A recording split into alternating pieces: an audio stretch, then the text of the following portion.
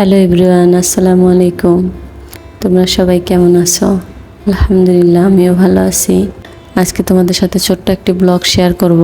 আজকে আমার বোনের বাসায় আমার দাওয়াত ছিল। বাচ্চাদের রেডি করে নিজেও রেডি হয়ে গেলাম। আমার বোন আর আমি তো এক বাসায় থাকি, তো বোরকা পরা দরকার হয়নি।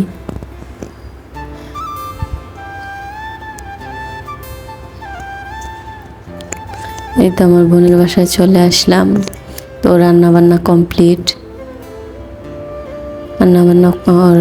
কমপ্লিট হয়ে গেছে। আর চুলায় পায়েস রান্না হচ্ছে।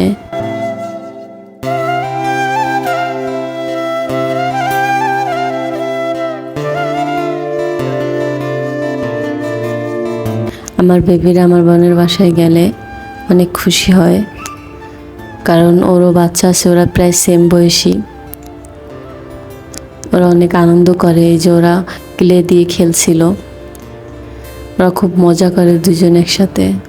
আমি ওদের সাথে কিছুক্ষণ সময় কাটালাম। বাচ্চারা নিজেদের মতো এনজয় করতে খুব ভালোবাসে।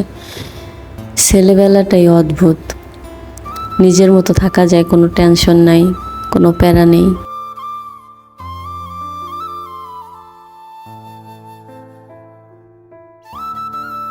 বাড়ি চলে এসেছে, জারি বাসার পর থেকে কান্না করতেছে।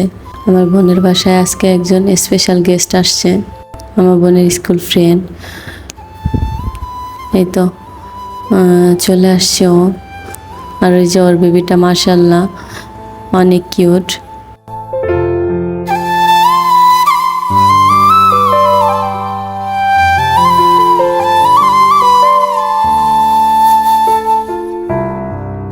তো আমরা সবাই খাওয়া দাওয়া করে নিলাম, অ্যান্ড পায়েসও খেয়ে নিলাম।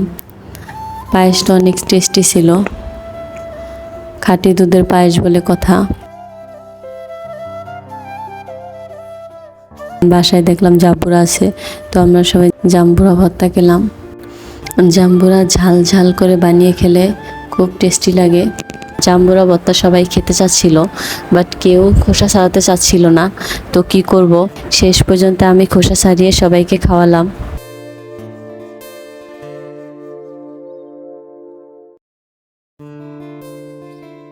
জাম্বুরা ভর্তা খেয়ে বাসায় চলে আসলাম। দেন আবার রাতের জন্য আমি একটা তরকারি রান্না করে নিলাম। আমরা যেহেতু গৃহিণী, বাসার দায়িত্ব তো পালন করতেই হবে। আমি বাসায় এসে তেলাপিয়া মাছ দিয়ে লাল শাক দিয়ে রান্না করে নিলাম। এটা একটা নিউ রেসিপি, এর আগে খাইনি, তো মনে হইলো, তো রান্না করতে ইচ্ছে করলো, তাই রান্না করলাম। তবে রান্নাটা খুব মজা হয়েছিল। প্রায় সন্ধ্যা হয়ে আসছে। আমাদের প্রতিদিনই শাক সবজি খাওয়া উচিত। শাক সবজি শরীরের জন্য অনেক ভালো, শরীরকে তরল করে শাক সবজি। প্রতিদিন মেনু শাক এবং সবজি রাখা উচিত, তাহলে স্বাস্থ্যের জন্য অনেক ভালো। বাচ্চাদের জন্য অনেক জরুরি এটা। মাছ মাংসের সাথে শাক সবজি রাখাটা অনেক জরুরি।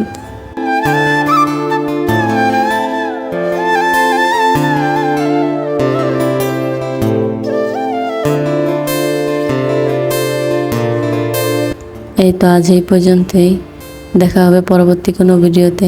আল্লাহ হাফেজ।